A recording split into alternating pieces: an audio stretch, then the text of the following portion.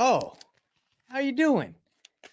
Good to see you. Good to see you. I know why you're here. You're here for Nathan Payne's Wholesaling Storytime Tales from the Trenches. Well, I'm glad you're here. Guys, I got a big one. I got a big old story for you today. I've been in real estate for many, many years, and this is probably one of the craziest stories I have. All right. It involves hoarders, it involves moving trucks, it involves negotiations, ups and down, tears. I'm telling you, today's story, it involves love and compassion and service. It has everything. It has everything of good stories. But anyway, if you enjoy stories about real estate, this is for you. Okay. Now, look, this is a deal. This is one of the first deals I did, and it's a deal where we made $17,000 on the deal. Okay. But what I'm going to do, if you're interested, stay tuned to the very end. I'm going to tell you the exact pitch I used when I knocked on this door. I got this deal from knocking doors. Okay. How I was able to convert it. And if you're not yet subscribed to the Nathan Payne's Wholesaling Storytime, check it out, because you're also going to get the training and the script and exactly the word for word of what I said to get this deal. This is one of the first deals that I did. I think this was like the fifth deal I did. And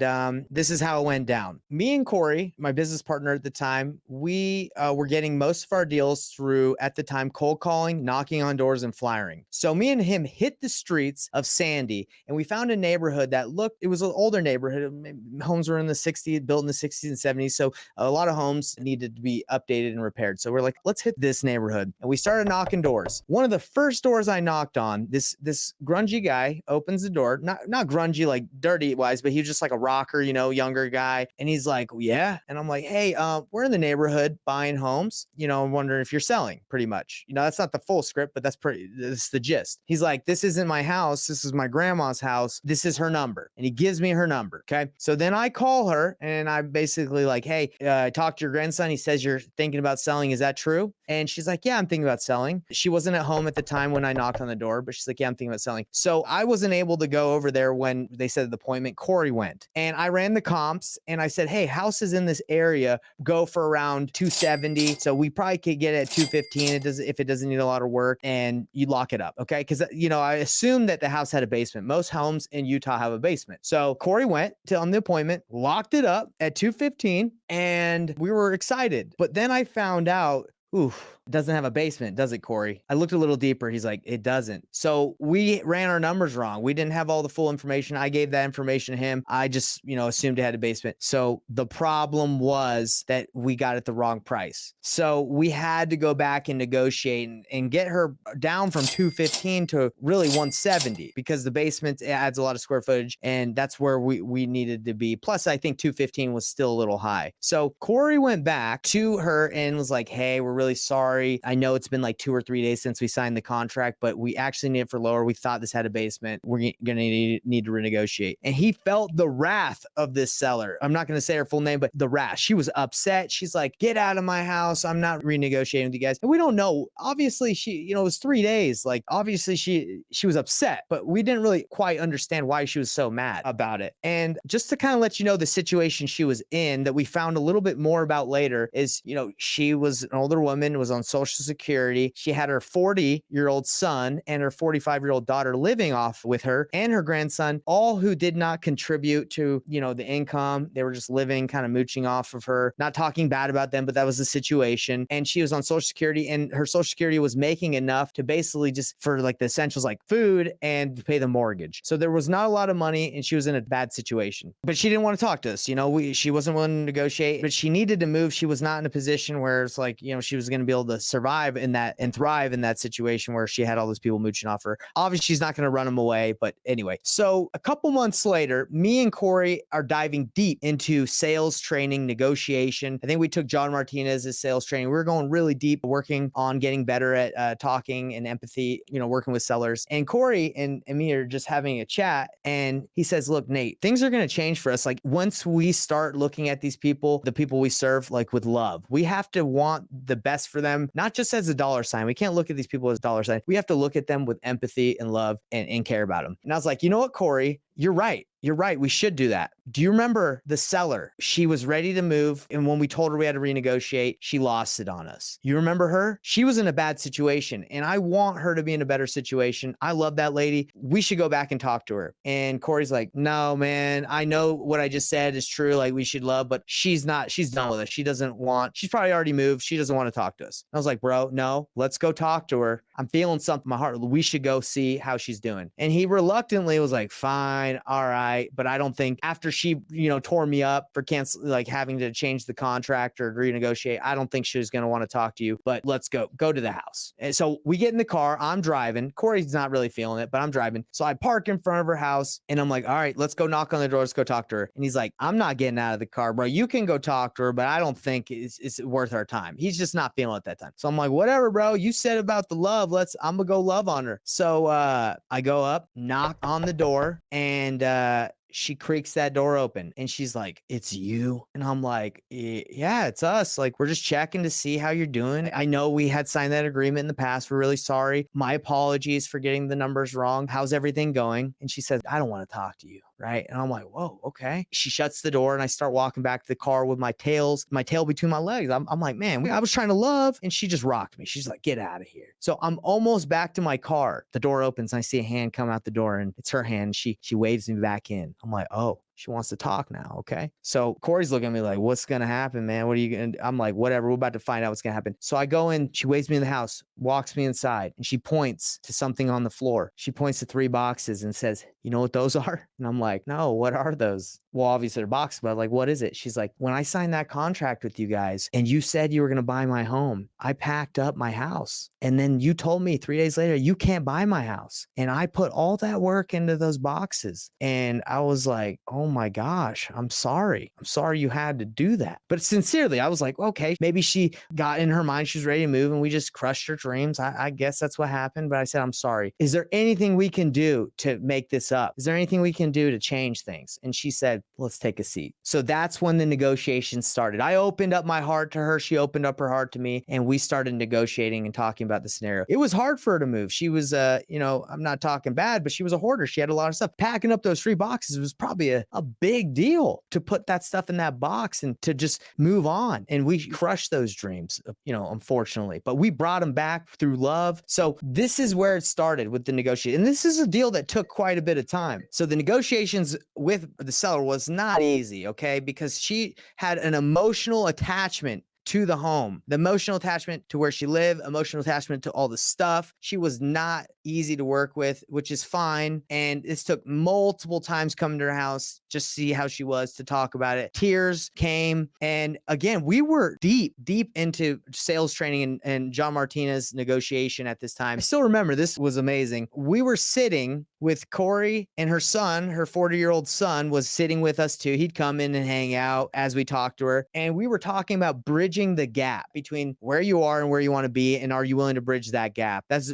John Martinez sales training. So Corey says to her, look, Mrs. Seller, I know it's hard to be here, but I know you want to be here. She told us she wanted to move. She wanted to move down south. She said, I know you want to be here, but there's a gap between where you are and where you want to be. Are you ready to bridge that gap? And he paused. He paused and I paused and everybody, you could hear a pin drop in the room and she wasn't saying anything. She was just thinking. And her son, her 40-year-old son comes in and I still remember this. He says, Mom, are you ready to bridge that gap and move and sign the paperwork? He came to the rescue. He was helping us with the negotiations. He was the acquisitions manager in that deal. And he says, Mom, are you ready to bridge that gap and move or what? And she looked at him and said, I'm ready. And she signed that paperwork and we signed that deal. I think it was $178,000 that we agreed on. We weren't done yet because we had still talked about like she wanted a place to move. She didn't have a place to go. So when we signed that original agreement, we had signed it with, a close date out until the end of the year. And we were in like October. So that was like 4-month close because we said, hey, we'll close on this when you are ready to, when you find a place. So we connected her with a real estate agent down south where she moved. He was looking for properties. This wasn't something we just push her out the door immediately, or she was ready. We had to help her through like a child, like walk her hand in hand. We had to do that. We met with her many times after that. It wasn't like once she was ready to bridge that gap, it was immediately she crossed that bridge. It took some help walking her through that. What ended up happening was our buyer that bought our first deal, we had walked him through there and he's like, I will buy the deal. But this was in October, right? And this deal ended up closing like in December. So he agreed to buy it. And we were like, okay. So we got it assigned. Everything was ready. We're just waiting for her to find that house. Now, look, we didn't hear from her for like a while, right? Like, because we knew the agent was looking for the home and we just were like, look, maybe this might not work. She might not remove. And we put the closing date out so long, maybe it might not work. But it was interesting because me and my wife were at the Dollar Tree. We were just looking at some random stuff. And I see the seller and her daughter, they're shopping. And I say, oh, hey, babe, this is the seller and her daughter that we've been working with. How's everything doing? And I haven't talked to them for a while. And she lets me know, she's like, we found a house. We're ready to move. And I was shocked. I was like, whoa, really? You're ready? She's like, yeah.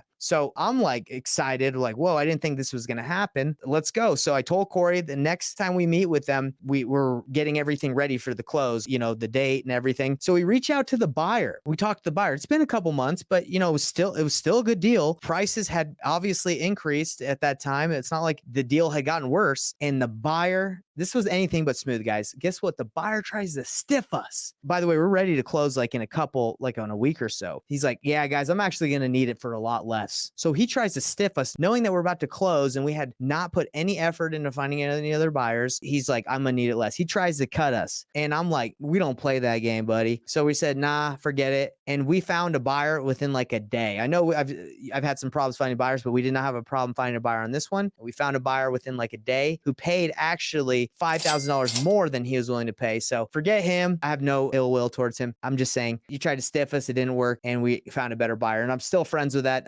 buyer that sold the deal, that we sold the deal to, Jordy Clark. Shout out to you, man. You're the man. The other guy that tried to stiff us, no ill will. Hope you're doing good, but we're not friends. Not that I don't want to be friends. I just haven't talked to him in a long time. I hope you're doing good as well. He tried to undercut us. We didn't let it happen. Found a better buyer. You might think the deal is over. You might think that that's all that there is to this story. This is where it gets saucy. This is where it gets really interesting. We had agreed with her that we would move her. I would personally move her. It would make her feel better, more comfortable if I would pick up the boxes and Corey would pick up the boxes and we would move her and help her through this time. So that's what we agreed on. Now, I've never moved anyone like that in my life. I had moved, right? But not someone else. So we agreed, not thinking of it was a big deal. Once we sold the house and it closed, the buyer was like, hey, she's got to get out of there. And we were like, oh, we didn't really think about that happening that soon. We got to take action. So we got a U-Haul truck, drove to her house. We're like, we're ready to move you. And she's like, I don't have anything packed. Neither did her 40-year-old son. Neither did her 45-year-old daughter. Nobody had anything packed. And I said, oh my dear goodness. And not to mention, this is a lady that's been living in the house for years, 30, 40 years, accumulating stuff, hoarder, stuff to stack to the ceiling. I didn't really comprehend what I was getting myself into. Not to mention she had a big garage. Guys, it was something that out of a horror movie, you can't even imagine when we actually got in the house and actually tried to move around, what we saw and what we were having to move. Okay. So we have a cold calling team at this time and we hired 2 of our friends from college. We said, guys, you got to get over here. Forget cold calling today. We're moving the seller. And they're like, all right, as long as you pay us. And we were paying them. So they get over and we have to pack their stuff. We got to put it all in boxes. And let me tell you something right now. None of my cold callers really wanted to pick up anything. They didn't want to pack their stuff. They didn't want to take their clothes. And me, I'm ready to get down and dirty. I'm putting her stuff, her clothes in boxes. I'm moving stuff. After the whole day in this 26-foot truck, we didn't put a dent, not even a dent in the house, not even close. Me and Corey were like, bro, this is going to take 2-3 weeks to move her with the cold calling squad and me and you. Like, this is not going to happen. I'm just feeling down because the buyer's like, you got to get her out of there, man. I'm ready to flip this house. And this is the first time where we've needed to move someone. Most of the houses we did, we didn't have to worry about that to that point that we wholesaled. So I'm not feeling good about what's going on. I feel pretty bad. I'm like, I don't know what to do. This is what happens. This is an answer from on high, in my opinion. I go on Facebook, I look up moving companies, and I find some random moving company. I don't know what it was called. It was like junkyard movers or whatever, like prison yard movers. We call these guys and we say, hey, we got a 26-foot truck, but we might need two to fill this, like to actually move this house. The guy's like, don't worry, we'll be there tomorrow. So from the first day of not having any luck, putting a dent, we show up and to the house the next day, and these guys show up. They start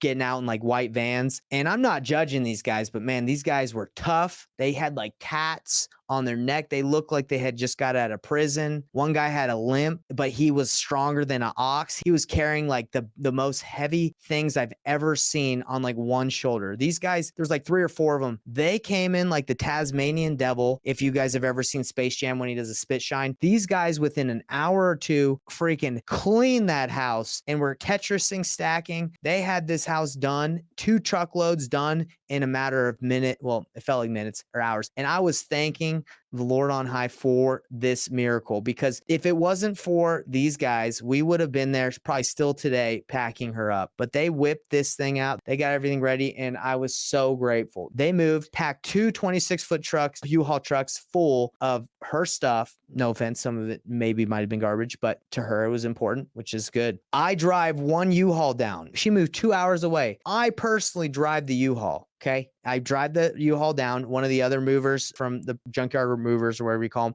he drives it down. I'm down there. Corey, we coordinated, drives down 2 hours just to drive me back. So I'm not just stuck down south where at her house, spend the night over there. Guys, crazy experience of going from negotiation to moving. Look, this is not something that I deal with these days because I do most of my deals virtually and not having to move people. But when you're in the beginning, when you're trying to get deals, you're willing to do pretty much anything. So learn from my experience that when you're willing to do anything, just pay the $2,000. Take it out of your assignment fee to have someone move, because if you do it yourself, you're going to be in a world of hurt like I did. Now, look, after driving the U-Haul, moving them all down, you can imagine that this was something extremely difficult for the seller and her family. They had just moved. Maybe it probably would have taken them a year to actually do. We had done it in like 2 days. So they weren't that happy. Okay. And I get it. She was probably pushed to do something she never thought she could do. We made it happen. If it wasn't for us, we'd probably still be there in this house this very day in that same spot or in a worse spot, but we got it done. She's mortgage free. She bought a house cash with the equity she had. She has no payment. Hope she's loving life down there, running in the fields with the horses in southern Utah where, you know, it's beautiful. Her son, he wanted to be a jeweler. Hope he's opened up his own jewelry store.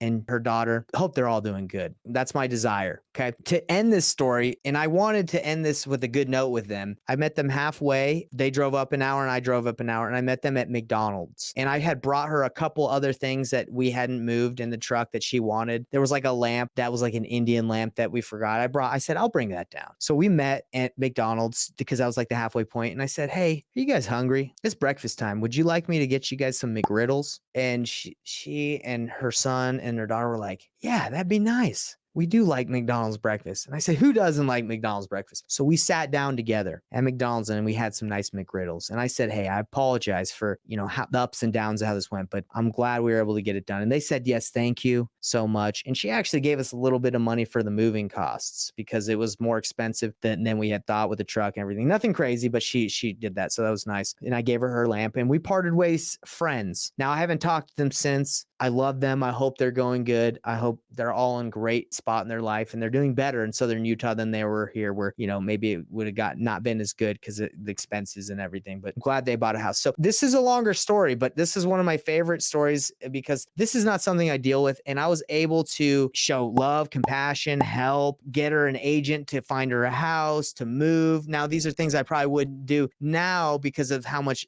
effort it takes, but I was glad that I went through that experience. And these are the lessons I learned, everybody. Never offer to move someone if you can just pay a moving company that's an expert professionals that have superhuman strength, like the guy with the limp. I don't know how, to this day, how he was able to carry a desk on one shoulder with a limp, but he did it and it was miraculous. And so were the other guys. They just moved amazing. They were great. I still even use Rob. Rob's still one of the movers. He crushes it and he's amazing. So never move someone if you can pay. It's too much work, especially a hoarder. Lesson number 1. Lesson number 2, empathy, love. It can open open up doors to helping people, bridge the gap. And thanks to John Martinez's sales training, we were able to bridge that gap and help the seller get from where she was to where she wants to go. And her son was able to help us with that acquisition process. Another thing I learned is knocking doors works. You can do deals knocking doors. If you think that doesn't work, it does, especially if you're targeted. So like I told you guys, I'm going to be giving you, anyone that subscribes to the Painless Wholesaling Storytime is going to get in the email that we send every week. In one of the resources, we're going to give you the exact script that I use to knock on her door. Actually going to give you the training of how I did it and what to put on flyers and how we got this deal. So if you found this enjoyable, please give it a like or a comment or share it. Guys, this was fun to talk about just because I'm grateful that I had that experience and that, someone gave me a thumbs down. Okay. Maybe that was me. Maybe I did it. But anyway, I'm grateful that we had this experience, and I'm grateful that, for this job, it's fun. It's fun to help people. So anyway, again, if you want more stories like this, just subscribe to the newsletter. I got hundreds and hundreds of stories because I've done hundreds and hundreds of deals, and they all have ups and downs. That's how real estate is. So if you're interested in getting into real estate or wholesaling and you think it's all sunshines and rainbows, it's not. It can be, but it also can be a lot of turbulence. Okay. So you got to learn from my experiences, what to do and what not to do. So anyway, have a great weekend, everybody. Share, like, hit this, subscribe, do all the things that help me grow so I can get this in front of more people. Love you. And everybody, have a great weekend. Peace out.